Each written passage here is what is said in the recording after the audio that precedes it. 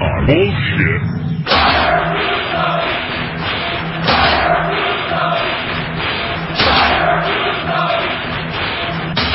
He watches his mother shoot his father 3 times in the back. I'm Mr. Blackman. They're the plebeians. Do I look like Quasimodo to you? What about Joni Lauer? What about China? Big speech of the deathbed. Adrenaline rush now. Adrenaline rush now. Adrenaline rush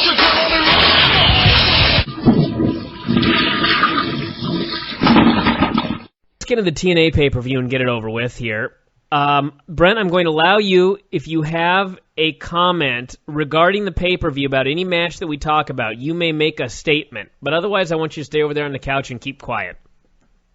And Kirk, you are given full permission to whack him if he should get out of line like he did moments ago.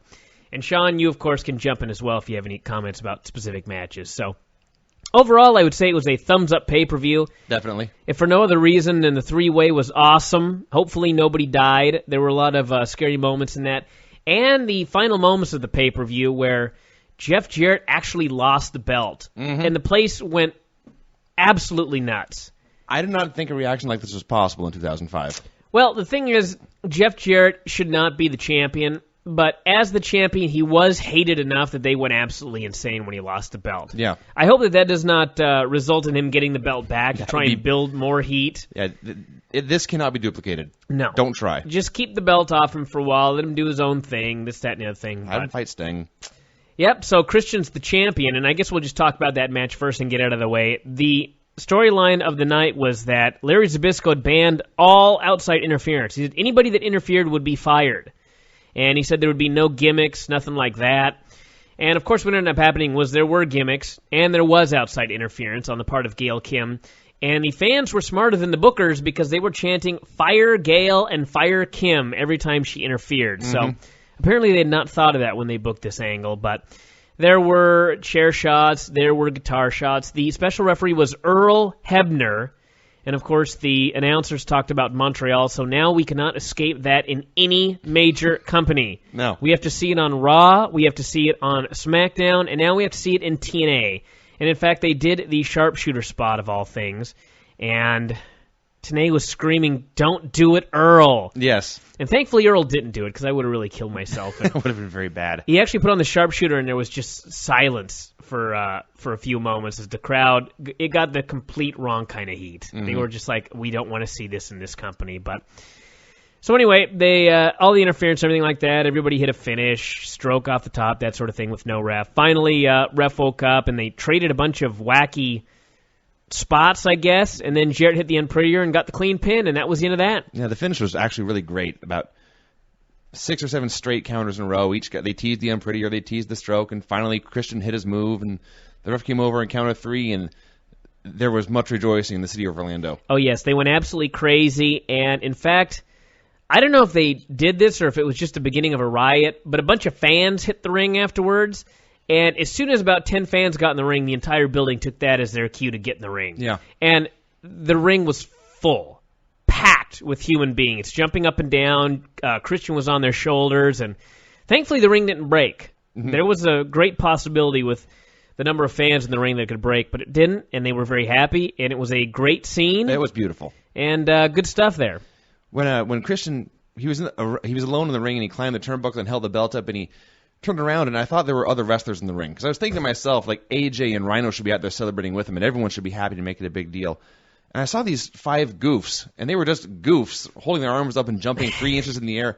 And I thought, who are these idiots? And then I realized they were fans, and I felt much better. Yeah. So, Rhino was the only wrestler I saw out there, but there were about, I don't know, how many fans can fit in a ring? 100? They got a lot of fans. They got a lot of people in there. And everyone was happy, and it was a beautiful, beautiful thing right out of a movie. The match was good. Yeah. Your usual Jarrett stuff, but... Yeah, the only thing they cut out was the 10 minutes of crowd brawling. They did cut out the 10 minutes of crowd brawling. They did a straight match for about, 8 or 9 minutes. That was really good. And then they got on the usual Jarrett stuff. Yeah. Opener was Naturals facing Roderick Strong and Austin Aries. It was a good opener.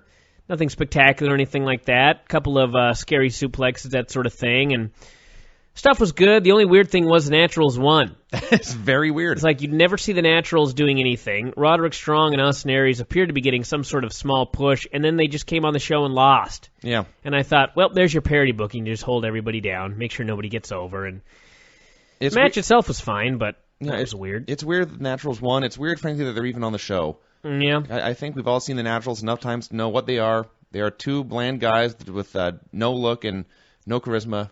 They do some moves. Whose names I know that one is Chase Stevens and one is... I was going to say Alex Shelley, but that's not I right. actually forgot. Andy Douglas. Andy Douglas, but I could not identify which is which. So, and it's been 4 years now, in fact. It's really sad. So yeah, I don't know why I know why they're around, but there you go. There you go. They're the freaking Naturals. Then we had, sit down. What are you doing, dude? Okay, come on. What's your comment? Can you raise your hand next time instead of just lurking over here like Brent, walk over here. What do you think? His arm extends or something? What do you have to say? It's on. Brent, you have to talk into We're the recording mic. this. No, we're not talking about the Dudleys. We're talking about America's Naturals and Roderick Strong and Austin Aries. That was the worst moment in the history of this show right there. Brent, at least talk into the mic. You can't whisper. We can't stop the show while you whisper to us. All right, sit down for a second. We'll be back. No! Oh, Jesus. Vince. I can't take him. No, don't. He's breaking me. I'm sorry. Don't scream like that into the mic again. You're killing me. So Borash interviewed Team Canada, America's Most Wanted. Shane Douglas in rehab, which is why he was not here for this particular evening. But they had be sad. Big long skit with Scott D'Amore, Gail Kim, Jackie, 18 million people. Actually, Jackie I don't think was there for this particular moment. They don't like her for whatever reason. Anyway, I don't even want to try and explain this whole situation. If you watch TV, you understand it, or maybe you don't. And I'm not going to explain the whole thing here, but a tape was involved. There's a tape involved, and they're blackmailing Jackie, or Jackie's blackmailing them, or some bullshit. We'll find out next week, so just watch the TV. Petey Williams, Alex Shelley, Matt Bentley, and Jay Lethal had a match. It was a 4-way, and it was also a good match. Nothing spectacular or anything like that, but, good little TV dealia bob. Jay Lethal is the man who seems to be on every TV and never wins. Mm-hmm. So, of course, he beat all 3 men in this match. Yes. Which, that was a good one. I was trying to figure out why he was not even on pay-per-view in the first place, and then he won. So, and the best part was he pinned Petey Williams after Petey Williams got backdropped. Petey was going for the Canadian Destroyer, and Jackie Gaeta came out and started slapping Alex Shelley, and Petey thought this was funny, and he wasn't paying attention. He got backdropped out of the Canadian Destroyer attempt, and then Jay Lethal just pinned him. He cradled him and pinned him. This was the worst day of Petey Williams' life, and I just saw the worst cartwheel I've ever seen on whatever we're watching. A man named Carter. Apparently Vince Carter did a cartwheel. I missed it, but he's, yeah. You have done better cartwheels. Okay. But anyway, that was the match. It was the match, and you distracted me with the cartwheel comment again. Maybe we should turn the TV off. Oh, Brent has a comment. I'm saved. I'd like to see Dixie Carter do a cartwheel. Alrighty then. Vince, just pretend that didn't happen and keep talking. Okay. Lethal looked really good. I haven't seen that much of him. I've only seen some of his ROH stuff and none of his recent stuff. No one's seen a lot of him. He's 20. Well, that's also true. But I haven't seen him since his early ROH stuff when he was a bottom-of-the-card guy. So he did look really good, and for a guy like me who misses Impact a lot and did not know he was losing all the time, I thought it was a good deal. Yeah. Then we had Bill E. Gunn and Ron Killings versus Homicide and Machete. I should know who the Machete is, but I have no earthly idea who this man is. And I'll probably feel like an idiot when I find out. But Machete won't be back anytime soon. What do you want? You think they'll take a Machete to his contract? Perhaps, and actually. By the way, I meant to say Stacy Carter instead of Dixie Carter doing cartwheel. Stacy Carter? I don't know quite what she looks like. Who's Stacy Carter? Who's Stacy Carter? Bob Carter's daughter? Who's Bob Carter? Are you talking about the woman that owns TNA? Yes. That is Dixie Carter. You had it right the first time. Why don't you talk a little bit about Billy Gunn, Ron Killings versus Homicide and the Machete, James. Vince? Hey, Brent, what did you think of BG James' ring intro, where he said BG Jizzle to the K Pizzle? What the hell did he say anyway? It was the same thing he said last month, and I didn't understand it any better this time. And what did you say when Conan came out in a Raiders jersey and a bandana over his face? I think he was wearing a Rod Woodson jersey, and I said, well, he's a Raider, of course. It looks like he's going to rob a bank. And he meant this as an insult, not quite realizing that's the look Conan's going for these days. Yes, Conan is supposed to be a thug. He's supposed to be a hoodlum, a criminal. A miscreant. This match was not nearly the disaster I thought it would be. What match did you watch? I don't know, but... Were you watching Homicide and Billy Gunn trying to do spots? Yes. And Homicide didn't die, so... Billy Gunn nearly dropping him several times. Yes, Billy Gunn, they screwed up a tilt-a-whirl spot, and Billy Gunn sort of saved it, in that he didn't kill anybody. But this match, it could have been worse. Okay. But it was merely a match on a pay-per-view, and I can really say nothing any more positive about it than that. I agree that Machete sucks, beyond all measure. I didn't think he was that bad. He just really, there was one key moment where I decided I hate this man and nothing he can do can redeem himself. He was sitting on the ground, and BG kicked him in the head, and he sold this by getting to his feet, stomping across the ring, and collapsing on the ropes. He did do a poor man's and at first, firefly. At first, I thought he had done this maybe to get in position for BG to do something, and then BG walked over and grabbed him and pulled him over for the tag. So no, he just thought that would be a good idea. Yeah. So yeah, he won't be back. Yeah, this was, like I said, the highlight or low light, depending on how you want to look at it, was BG James, or Billy Gunn, sorry, and Homicide trying to do spots together, and then Billy and Machete trying to do spots. What a disaster. It's just, these men in no way could work together. And then afterwards, after the match, when Machete was pinned, did his job on the way out came Bullet Bob. Oh, yes. Who we had last seen taking a beating at the hands of LAX and who has gotten knee surgery. Bullet Bob, who's 66 years old, I believe, got in the ring with Conan, took off his jacket, and this caused Conan to flee. Mm-hmm. At which point, Mike Tenay called him a chicken. So this feud must continue. And they will probably do a 6-man next month. Yeah. You know, Homicide's really good for being broken in half. Yeah. He's surprisingly good for being unable to really do anything. That's why I said it was not the disaster I expected. He can still kick and punch and sell. He can still move, As long as he doesn't try to do any moves, he'll be fine. Slick Johnson met with, I guess, Larry. Said he wanted to be the referee for the main event. Larry said, no, we've got a ref, but it's a mystery. Of course, it ended up being Earl Hebner. So Slick Johnson actually was the second ref that ran down in the main event. We didn't mention that, but it led to little, except that Slick Johnson was going to DQ Jarrett, and Jarrett didn't want that. Mm-hmm. I guess Jarrett remembered there was a rule 3 years ago that the title can change hands on a DQ in TNA. Oh, that's right. They have not mentioned it in 3 years, but yeah. Jarrett's the booker, so he must have remembered that or something like that. So sure. He kicked Slick Johnson in the Slick Johnson, and then the other ref took over the rest of the match, and we never saw Slick again, so... He may still be selling. It's a hell of a kick to the nuts. America's Most Wanted faced Chris Sabin. Do you have a comment, Brent? Yeah, I just wanted to comment on Billy Gunn's haircut. Again, I couldn't get over his hair last month, and this month he sort of looked like Lenny Lane during the gay gimmick. He did, in fact. And by the way, who would name their heel group after an airport? I still don't get that. You want to take that one, Barry? Conan would, actually. Conan would do it. Well, LAX, I don't know. It's the Latin American exchange. You are so white, Brent. You realize that? The whitest man I've ever seen. And I'm in the room. Yes. Think about that. You've out-whited young Vincent here. Yes? Were you raising your hand for any... Yeah, I would just say that's me. Oh, okay. I see. He just understands. America's Most Wanted, Chris Sabin and Sanjay Dutt. Chris Sabin's got the ankle injury, which... I actually fast-forwarded through the clips of his ankle injury, but I'd seen it earlier, and they had a different angle than they showed on TV, and it was gross. Really? Oh, his ankle just folded underneath him as he was sliding in, and that was bad news. But anyway, he sold his ankle the whole time, and they worked him over, and a grounded Chris Sabin is not the best thing in the world, but it's also not the worst thing in the world.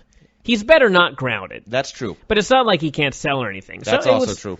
It was totally fine. Sanjay Dutt did his big comeback, and this actually turned into the best match on the show in the last 5 minutes or so. The near falls and the saves and everything were very, very good. So, thumbs up match right here, and the last few minutes, like I said, were great. when he got the hot tag and Sanjay did his comeback and the crowd was in all the big moves and Saban was still there, he would dive in on one leg to break up pins and Wes was pointing out how he's courageously fighting on through the injury, and then finally they hit him again in the leg and hit the death sentence and pinned him.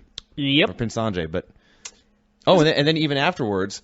Afterwards, they handcuffed Sanjay to the ring ropes and were trying to kill him, but then just nothing became of it. Well, Saban came in and with the chair made the one-legged comeback and fought them both off, so they still managed to make him look a little good. Yeah, so he didn't get pinned and he fought them both off, so they kind of protected him as best they could, I guess. They have plans for him, but these could be 4-year plans, because I've been hearing about plans for months now. That's also true. He's done numerous jobs in that period. That's true. Abyss faced Rhino in a Falls Count Anywhere match, and I will say this. I wanted them to brawl onto the Ferris wheel. Mm-hmm. I wanted them to go round and round on the teacups and be punching each other the whole time through the course of the ride. I wanted wackiness outside the building. Yeah. And originally they'd called this a Falls Count Anywhere in Universal Studios match. Mm-hmm. And by the time the pay-per-view started, it was just a Falls Count Anywhere match because Universal Studios put the ixnay on actually leaving the building. Okay. And so once I knew they weren't leaving the building, I was determined to hate this match. Determined. Mm-hmm. And it ended up being a damn good match, really. This is a really fun garbage match. They had a garbage match, the likes of which you see often, but for some reason this one was just much better than usual. The crowd was really into it. I didn't mind the crowd brawling. They teased stuff. They brawled up into the balcony. You thought they'd take the bump, but then they ended up back in the ring. They teased thumbtacks, which never actually came into play. That's true. And finally, Rhino gored him off the balcony through about 4 tables and pinned him. And it was good. This was very good stuff. The final bump at the end was as safe as it could be for a bump through 4 tables. But yeah, it wasn't just taking turns hitting with stuff. They built up to stuff. They teased stuff, and there was a lot of story going on besides just hitting each other with stuff. Yes, Brent. Tacks are tacky, and that was a pun, folks. He said this during the pay-per-view and no one laughed, but he thought maybe we'd laugh again if he said it during the radio Actually, show. his exact line was, "This is so tacky." Yeah. Go on, Brent. You have another pun? I was wondering, was it Rhino or was it Abyss who tore the end off of that seating? It was Abyss. He tore the wall apart and then used the wall to whack Rhino in the head. Right, and I was wondering whether they'll be taking that wall out of his paycheck. I suspect it will not come out of his paycheck since it was the planned spot to finish the match, but it's going to come out of someone's paycheck. And actually, Brent, you were the one that said, would you ever take that bump? Remember that? Yes. That bump was actually one of the safer things in this particular match. Yeah. He went off the high thing and went through 4 tables and his fall broken, and it was probably a pretty fun time, really. The shot to the head with the part of the wall. That may have been more vicious. That, in fact, was probably no fun. But yeah. Still, he whacked him with that thing. He busted it over Rhino's head. Yeah. Then they had the 3-way. This was a fine encounter. That's yes. I don't know if this was as good as their first 3-way. I'd have to watch the first 3-way again. I didn't like the finish of the first 3-way because, I don't know, there was wackiness afoot, if I recall correctly. I had no problems whatsoever with this match. I don't know if it was the best match of the year. It was at least 4.5 stars. You could probably argue even higher than that, but it was just great. It was a damn fine match. It was just everything about it was great. It's one of those where you have very high expectations going in, and then they're met. Yeah. And that's the best kind of match there can be.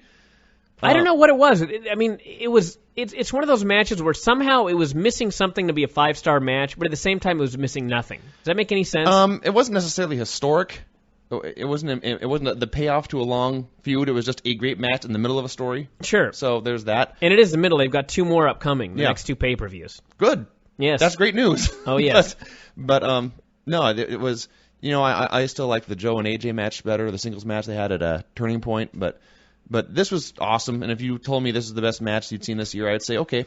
Oh, this year? Yeah. Yeah. Well, since January 1st? Well, I don't think... In the Observer Awards, I think Turning Point's eligible for this upcoming year, so that's what I meant. I think this was better than that last match. Okay. Although that also was arguable. I disagree, but I have no problem with your opinion. The main spot in this match that I'll never forget is Chris Daniels was killed, He was back This is the suplexed first murder. right on top of his head. And if you've ever seen the Nitro match where he did the springboard off the ropes, landing on top of his head, this was worse. Oh, this is worse. This was much more scary than that. And he survived. He looked very, very groggy for a while, but by the end of the match, he looked fine. So hopefully nothing cracked or broke. But that was terrifying. We all screamed when he landed on his head. Yes. And then later, he got a receipt by giving Samoa Joe a Death Valley driver right on top of his head, which was not quite as scary. Oh, I don't know about that. It wasn't as scary, because he had his head tucked in. Yeah, you're right, okay. But it was bad. The Daniels bump, he got dropped on his head. It was like his body wanted to keep going, but his head and neck stopped it. Yes. And reversed the momentum. And you saw That's bad. You saw his neck fold at a most unnatural angle. Yeah, so hopefully he's okay, but I mean, it was absolutely fantastic, and finish was Joe booting Daniels off the apron into the barricade and then hitting the Muscle Buster on AJ Styles for the clean pin. So he's still undefeated. Still undefeated, and that was awesome. And this went, 20 minutes or so, and it was a three-way, and I'm pretty sure Joe was the only one who never took a breather. I could be wrong, but it seemed like every time I looked up... Well, they both took breathers. I was checking. Did they at some point? Yeah. Okay, then I'm wrong. They all did. Well, that's fine. But it was still... I have no problem with that. Their cardio was awesome. Oh, yeah. Big thumbs up for that match. Great big Horkin thumbs up. And then the final one we haven't talked about, Team 3D versus Team Canada. This was better than your average TV match, more bloody, but by the numbers. But before this match began, the Dudleys cut a promo, and Brent started to go off on a tirade on them, and I couldn't take it anymore. At this point, my Brent quota had reached its peak, so I grabbed 6 observers, I led Brent by the hand to the bathroom, and I put him in there, and I shut the door. And I said, you can come out when the match is over. And in fact, he stayed in the entire time. I heard him mention good Lord one time, and other than that, he stayed in and behaved. And I'm happy I did it, because I love this match. It wasn't a legendary thing or anything. It was a solid tag team match, but it was really good. I don't know, 3.5? 3. All right. But you could argue that if you want. It was just a fine little match. He got the heat on Devon forever. He bladed and hit a gusher as he is wont to do. They teased him forever. Camel clutches in the middle of the ring, facing his partner and whatnot, and the fans all got into it. And eventually, Team 3D hit the 3D and got the win. Yep. Eric Young took a great bump for you. He got clotheslined and he just went over the top rope and landed on the apron and didn't let go of the rope and then managed to slide his way back into the ring, all in one smooth move. And unlike Machete, this does not look realistic. Don't get me wrong. But it was completely absurd. It was completely absurd and cartoony, but it worked somehow. It was so entertaining. Yes. Eric Young cannot help but be entertaining, unless he's cutting promos. I have not been impressed with Eric Young's promos. His in-ring I have been most impressed with, but you can't win them all. But anyway, yep, Team 3D won, and then afterwards, AMW hit the ring, but Team 3D made their own comeback, and Ron Killings, of all people, came out, and he helped put, I guess, Eric Young through a table with a big leg drop off the top, and that was the end of that. So, nothing really bad on this show. The worst thing, I guess, would be the homicide match with Billy Gunn, but even that was entertaining in a wacky sort of way, you know what I mean? That was technically the worst. I actually hated the Naturals match more because I hate the Naturals. And it's an irrational hatred at this point, and I acknowledge that. Yes. I don't ever need to see them again. All right. But, yeah, solid thumbs-up show for sure. Sean, do you have any comments on the show before we finish with the TNA talk here? This was my first TNA show. Yes. First pay-per-view, actually. And, all right, thanks, Vince, for giving me pointers on how to use the mic. Sean works in radio. He does work in radio. Go ahead. But you don't, so he's actually doing it right, and I've just adjusted these stuffs for you. I didn't know that. But go ahead. I had a good time. The matches were solid, and it would have been better if we had a different company involved. But sure. Oh, you mean Brent? I think I enjoyed the show. Well, that's good. That's very good. Brent, do you have any final comments about the show? Nothing else yet. Just the pay-per-view. I like how you slowly grab the mic and take your sweet time and just give as much dead air as possible. Go ahead. I enjoyed the show. The three-way match was outstanding. I enjoyed the main event, and Billy Gunn outdid himself again with his haircut. And yes, I didn't mind missing the Dudley's matches. I think that Devon is still going to be very popular with Jack LaLanne. Jack LaLanne? Yes, with the juicer. And then No, let him go. Go on. And then Bubba Ray's still fat. You are, without question, the most not funny human being I've ever met. I actually like the juicer line once I really thought about it. But, okay, before we go today, Brent, go ahead and stand up. You got a little drunk tonight. Unfortunately, you sobered up before you go into this rant. But I know that several days ago you called me, and you said you wanted to either talk on the radio show or write an article about Vince McMahon and the tanning salon incident. And so the floor is yours. All right. Well, I checked the internet one day, and I was feeling kind of blue, and I saw that Vince had an incident in the tanning salon. Allegedly, and my mood elevated completely. I was so happy. It looks like he had finally done something that could potentially cost him control of the company. You know, who knows what could happen with this? But allegedly he was. Should I just assume they've all heard of the incident? No, go ahead and tell the story. I want to hear what Okay. you read.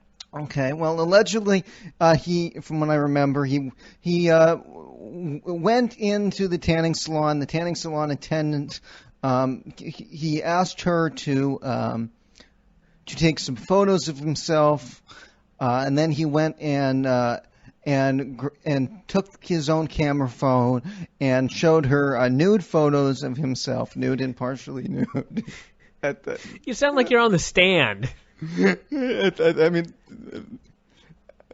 only Vince would think that a 22-year-old would want to see a 60-year-old man in these photos. And then. After she didn't have any interest, he went and had his tan, and went back and started up another conversation with her, tried to feel her up.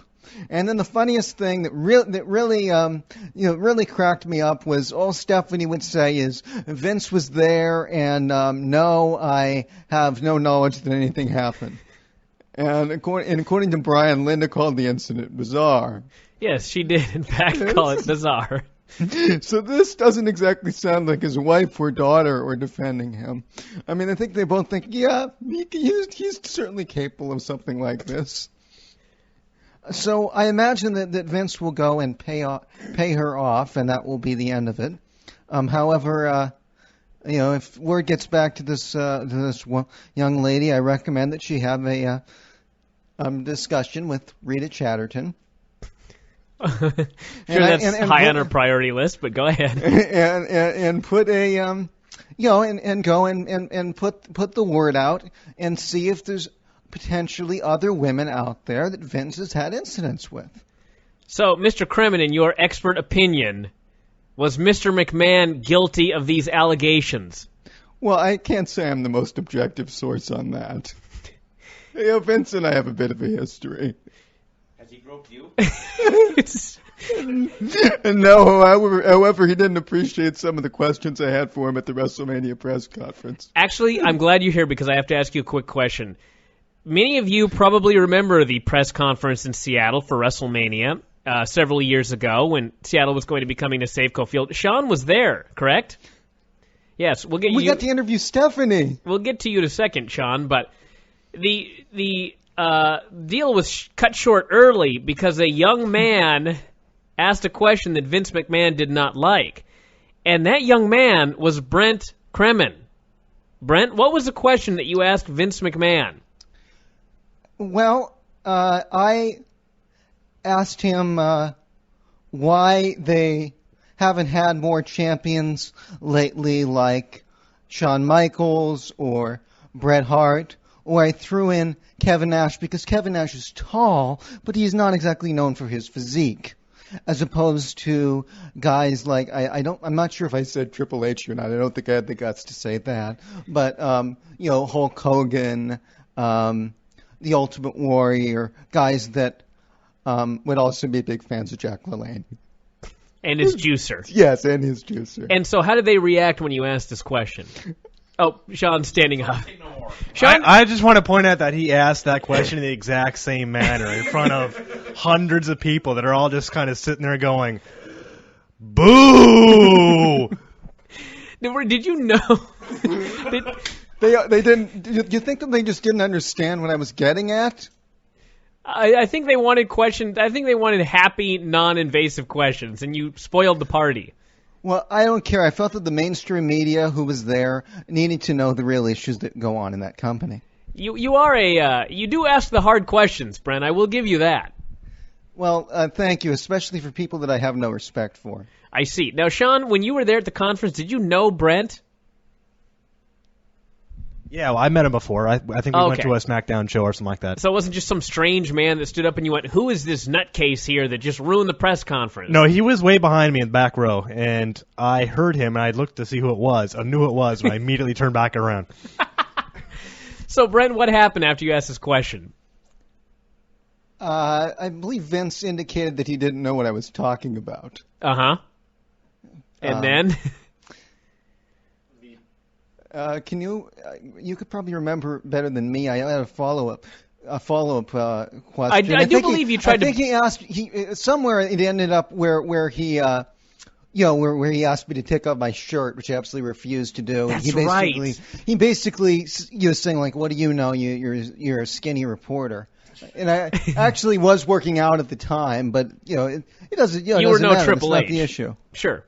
Yeah, I was working out for a couple of years, and no matter what I do, I'm never going to look like Triple H. Most likely not. No. So now I seem to recall like the mic was being pulled away from you as you were trying to ask a follow-up question.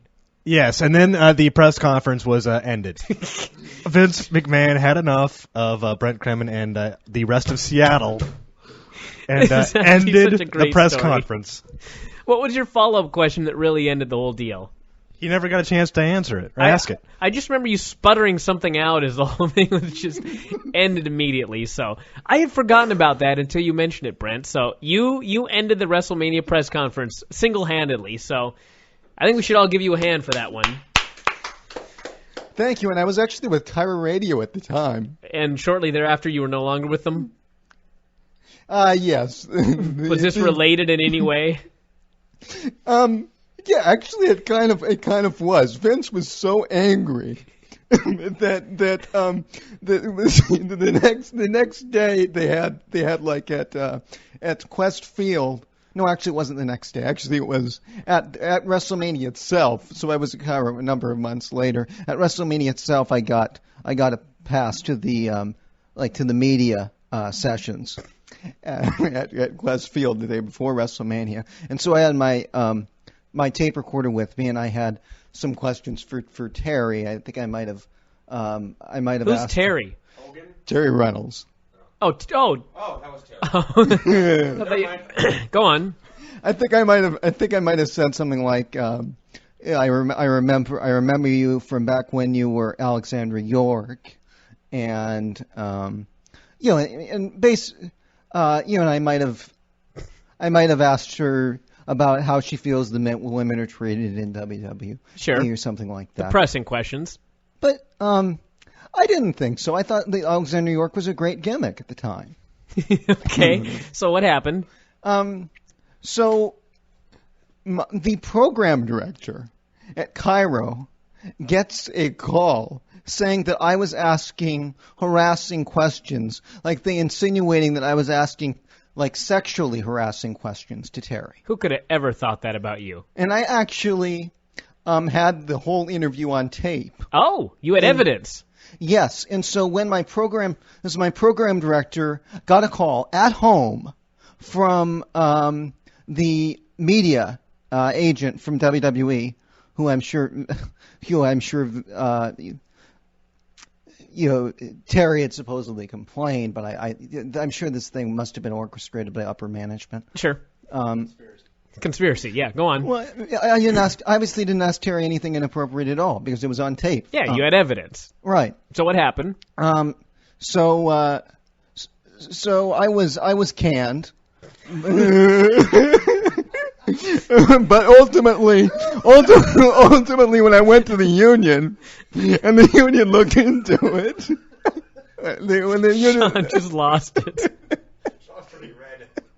The union looked into it. My reasons for dismissal had nothing to do with the interview with interviewing Terry. Had nothing to do with inappropriate questions at all. They just canned you. Yes. Okay, it's perfectly understandable. Well, that's a hell of a story, Brent. I never got the full details on that story till just now. I just wanted to add that Brent has the great distinction to be personally edited out of the WrestleMania 19 DVD. They showed the entire DVD except for his question? Yeah.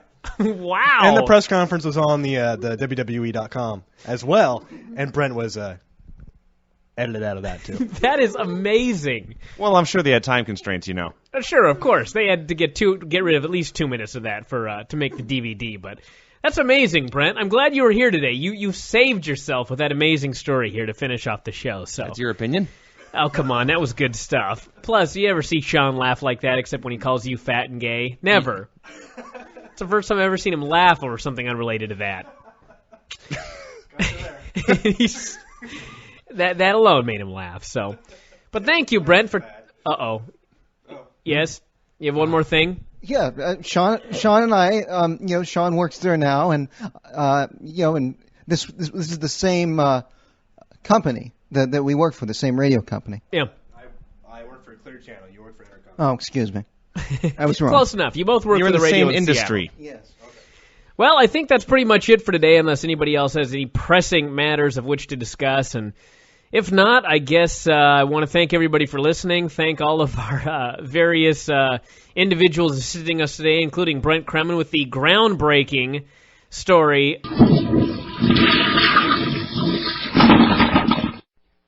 Let's just get moving. Vince, go on. Okay. Christian came out for his big championship win promo, and they had a really cool light effect where he was standing in a spotlight in the ring, and there was strobes going off in the... I feel much better now, by the way. I knew you would. Okay, go on. There were strobes going off in the crowd, and it looked really unique and cool, and that's always a good thing.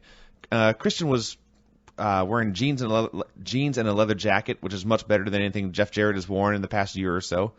And he cut a good promo. I don't think he said one joke. It was actually almost a bitter promo, but that worked. It was more of a, I won this championship, fuck you to everyone. And I was entertained by the promo. What the hell was that? Goddamn fucking computer. I'm sorry, everybody. I apologize for my profanity, too. I've noticed it the last couple of days. I am trying to cut down, so I just want everybody to know that. But anyway, the thing I noticed about this promo that I was entertained by was usually when talking about the NWA title, people blatantly lie. Mm-hmm. They're always like, this title dates back to 1905. Yes. Title dates back, if you even want to consider the current TNA belt dating back to the beginning, to about 1948. And Christian was talking about how it dated back 90 years. So I'm like, what happened in 1916? I don't know. The year before Frank A. Gotch supposedly died. That is before I was a fan. So I was entertained by that. But yeah, he just basically said that. He said, I'm a champion now, along with Dory Funk and Terry Funk and Steamboat and Rhodes and Flair. I dedicate this to everybody who's ever been held back. Mm-hmm. He also had a weird timeline when he said he'd been waiting for this moment for 12 years. And for 8 years, he'd been told he was too small. Well, maybe no one told him he was too small in the Indies. Well, I was trying to figure out, did he shrink in 98? Did he have. grow in 2002? What happened? But so anyway, then they cut backstage at Jeff Jarrett. He also called out Monty Brown.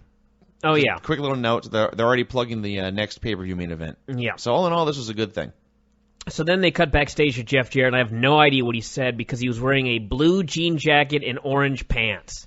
He looked like an old redneck clown. There are a lot of outfits you see in wrestling that you could probably get at like the party store or the costume store. Mm-hmm. I got no idea where you get orange jeans. All I can think is you have to buy his old white ones. He dyed them orange. He was like, honey, get my white pants. And get the orange dye. This is gonna be the year of Jarrett. Yeah. Dye my pants orange in a faded denim jacket that had probably been hanging in his closet since about 1988. He's got an orange jacket too, so this could be like a matching outfit. Tonight it was orange and blue, and he looked absurd. Well, usually it's an orange jacket and blue pants. He just switched it around this evening. Oh, it was his inverse costume. Or the orange shirt. Yeah. And come to think of it, I don't remember what he said either. This wasn't the great skit he did. That was later. They promised later we would see the infamous Jackie Gatiss sex tape, which they didn't call a sex tape, but it's a sex tape, kids. Roderick Strong, the Prince of Punk, and Jay Lethal had a three-way. Jay Lethal is no longer a jobber as of the pay-per-view last Sunday. He won this match. The best spot ever was all three men were going for a German. And let's see, where was it? Moore was in the front, Lethal was in the middle, and Strong was in the back. The guy in the front gave the guy in the middle an elbow, and the guy at the end sold it. It was like one of those deals where they have the hanging balls, and if you drop one, another one at the other end. You know those things? Yes, exactly what it was. And I was greatly entertained. First, I thought you hated it. No, I loved it. Yeah, it was great. He elbowed one guy's head into the other guy's head, and that's always comedy. There are certain days where the more stupid wrestling is, the more I enjoy it. That's good. Which really was the story of tonight in the Spirit Squad, but we'll get to that later. Jay Lethal won. That's all you kids need to know. Mm-hmm. So then we had, oh, by the way, by winning, he is now qualified for the X Cup, which I guess is coming up at some point. At some point later at some undetermined date. They did a history package of the Truth's life, which actually I give a thumbs down to, and I'll tell you why. His life, I mean, you need like at least a half hour, and they condensed it into 45 seconds. That's fair. That angered me. Yeah. I was like, I want to hear the whole story. I got 45 seconds worth, but for the 45 seconds, it was fine.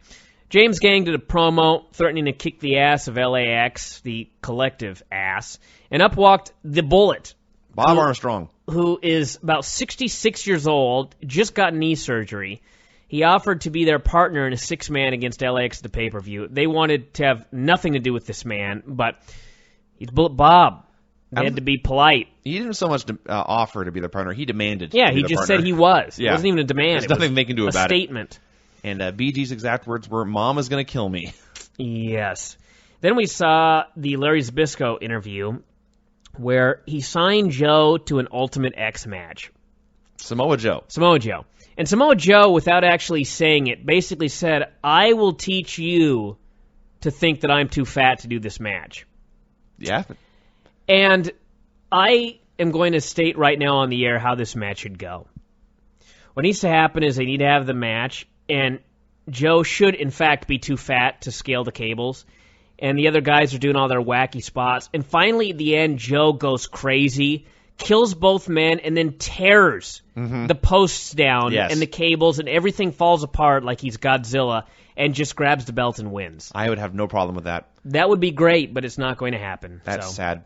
Yeah, it seems like an obvious way to get the belt off Joe without beating him. But they have another match afterwards, so I don't know where they're going with it, but we shall see. Regardless, it's Joe and AJ and Daniels, so I won't complain. That's right. Then we've got the Team 3D meeting up with Devon and Truth, and they actually did the What's Up spot from about 5 years ago, and this was the first time in 5 years it actually worked. Yeah, okay, good. I thought I was the only one who thought it was funny, and I felt horrible. No. There was at least one other man who laughed. So then after commercial, Jackie stormed into Jarrett's locker room, and she was aware of the sex tape. I believe they were watching it. Oh, were they? We didn't see it. She basically said she was quitting. Mm-hmm. And he said, oh, no. If you quit, this will end up on the internet. The goddamn internet.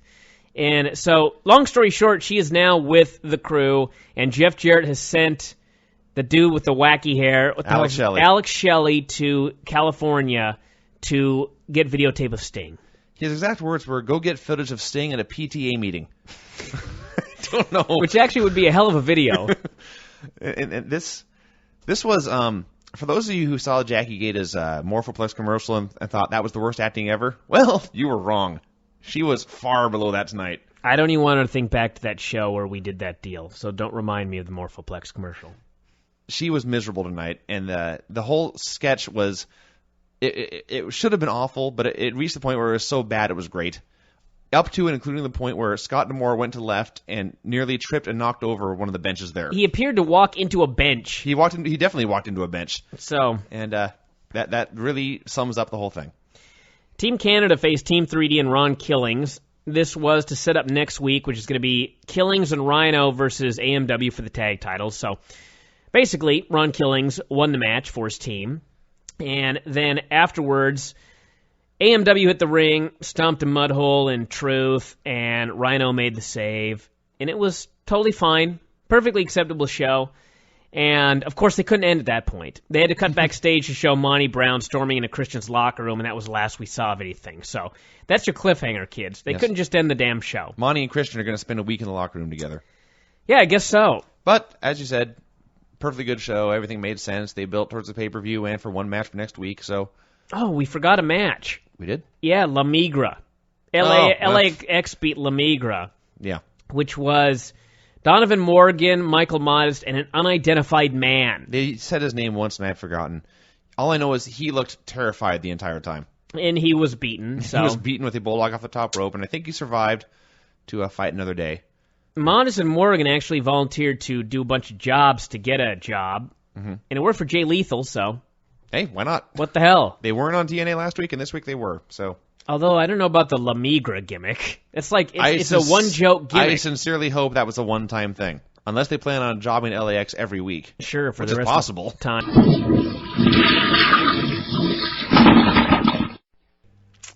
TNA, Vince, your thoughts?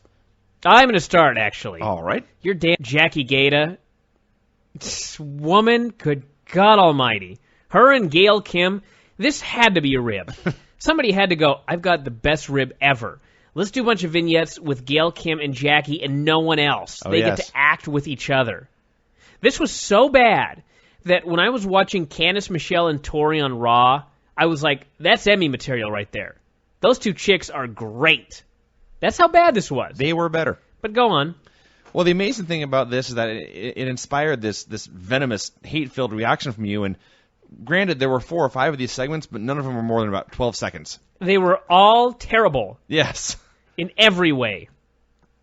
But that was Impact. That was the big story. I got more about Jackie Gata. All right. Jackie Gata is in Jeff Jarrett's group, and they're making her do all these sorts of things and that sort of thing. And one of them was she had to wear some wacky outfit tonight. Mm-hmm. So they give her this outfit, which is like, what was it? Half French-made. It was the worst French-made costume I ever saw. It was basically the idea was she was supposed to dress slutty. And the comedy was she was actually wearing more clothes here than she wears 95% of the time she's on TV. Yes. And she had to act ashamed to be prancing around in this outfit. Yes. She was ashamed when they asked her to bend over, even though she bends over to getting in the ring every fucking time she's ever on TV. This whole thing is just so dumb. Well, literally the last minute of the show, as she was standing there being ashamed, she turned her back to the crew as Jarrett and Eric Young and Alex Shelley had their shindig. Meanwhile, the camera was just sitting there. Half the camera was showing that conversation, and half the camera was just showing her breasts. Just blatantly and flagrantly. It was thumbs. It was some stupid stuff. We had Dylan Knight and Monty Brown, which was a total squash, which I could have sworn I was just talking about several times this past week regarding Monty Brown never improving because of stuff like this. We had the Jeff Jarrett stuff, which included James Storm drinking, which, if it hadn't been taped 2 weeks ago, that would have been a definite shot at WWE. You were not allowed to drink within 12 hours of a show, according to the new drug policy. Breath tests you're going to have. AJ Styles beat Roderick Strong, who somehow managed to look even more generic than ever in this match, at least physically. I couldn't even identify him. He was so generic. He was past Roderick Strong genericness to just, I couldn't even tell he was Roderick Strong. To the point where the RS on his ass was not enough of a clue. He was just some guy, and you couldn't figure out why he was having a competitive match with AJ Styles. Then we had another Jackie Gail Kim thing here where Jackie was so appalled to be told she had to wear a slutty outfit that she called Gail Kim a brat.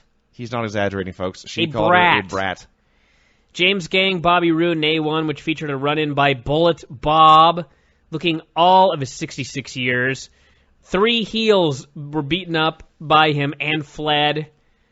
All I can say is, if the crowd had not gone so apeshit, I would have just exploded with fury. Mm-hmm. This 66-year-old man beating up 3 men. It's just so bad. But the place went so nuts that it just, whatever works. And that worked. It worked, and Conan T's fighting him, and then he bailed, so they still haven't seen those two together. So it's actually someone, a wrestling promotion is getting the fans to want something, getting them to pay for it, and then giving it to them, which is a unique concept these days. If anyone ever does a shoot interview with Homicide at any point ever in the future, I've got to know his thoughts about this segment. When they went to Homicide and said, listen, you're going to run into this 66-year-old man, he's going to punch you, and you will fall down over and over again, and then you roll out of the ring. Actually, I bet Homicide was fine with it. Homicide strikes me as a guy that grew up watching a lot of wrestling. He's probably happy to get beat up by Bullet Bob. I hope so. I don't think he's going to kill him or anything. He's a new Homicide. I certainly don't think he's going to kill anyone. He's got he's new here. Then we had AMW. Actually, we had Mark Hunt beating up Shark Boy. For those of you that saw the Pride pay-per-view when Mark Hunt did the flying enziguri into the ropes, Samoa Joe did the exact fucking identical same flying enziguri. I mean, if you got video of both of them and put them side by side, it was absolutely identical. Absolutely, positively identical. They are the same man. Until I see them both in the same place at the same time, I am convinced that it's one guy working very hard on two jobs. AMW beat Rhino and Abyss for the tag titles. It was... Rhino and Truth.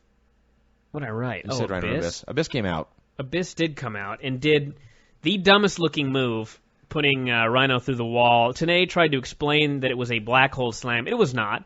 He grabbed him and fell into the wall, and they both fell down. It was so goofy. And Truth ended up in the ring alone, got pinned. So that was for the tag belts. That was that. They're doing an 8-man tag at the pay-per-view, apparently. It's kind of an odd match. Just take a bunch of guys and stick them together. Well, you got to get everybody on every show. Oh, I forgot. My bad. That's the TNA philosophy. That's why these shows are like this.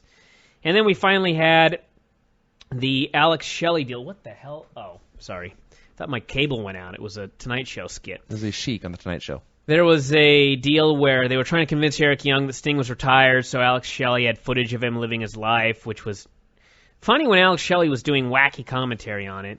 And basically, you know, Eric Young didn't believe it, so now Shelley has to go back and ask Sting face-to-face, and I don't know. It was an all right show. I didn't hate it except for the Jackie Gata, Gail Kim stuff, but, you know, still just, it's a show. Yeah. It's just... This is nothing that you felt like, if you missed it, you missed nothing.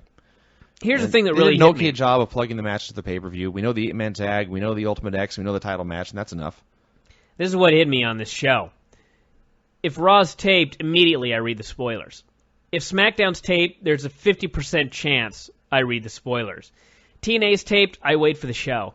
It does not matter to me. Mm-hmm. I just, there's nothing about TNA that's like, I've got to read the spoilers and find out what happened. Because I know nothing ever happens. It's just the show every week. Yeah.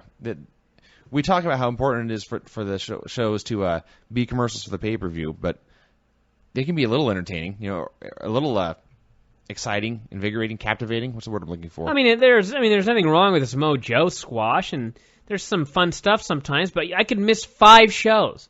I could miss every show between pay-per-views. It would make no difference. Yeah. Absolutely no difference whatsoever. The TV is not building up the pay-per-views properly. It's just, you know, they're doing what I guess would be all the right things, but it's not converting viewers. And it ain't, and it is not. Here's the thing too, TNA got a 0.7 this week again. That's 2 0.7s in a row. That's no good. It was not the UFC show that got the 0.7. Everybody figured it was. It was actually a pretty compelling argument. But when it got another 0.7, that's 2 weeks in a row with no UFC competition. It's the fact that Sting is gone. There were people tuning in to see Sting. Sting said he retired, and then people stopped watching. Yeah. It's been a 0.7 for 2 weeks since Sting left.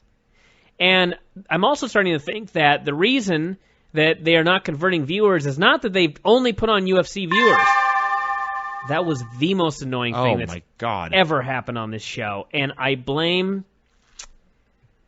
Let me just... I predict nails. No. It was not. It was a reminder. Oh.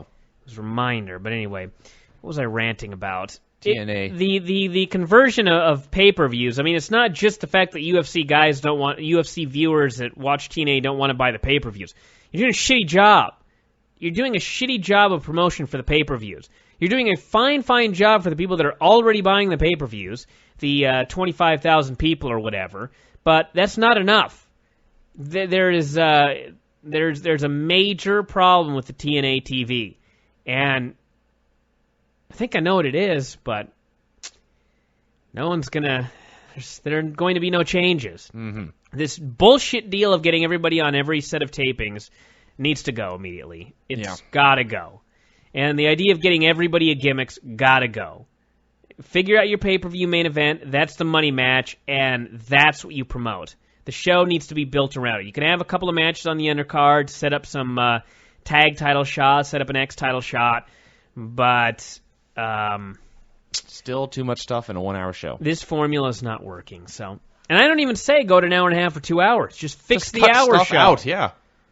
If you go to 2 hours, you're going to have everybody on every show. If you had 2 hours, it'd just be a 4-hour show.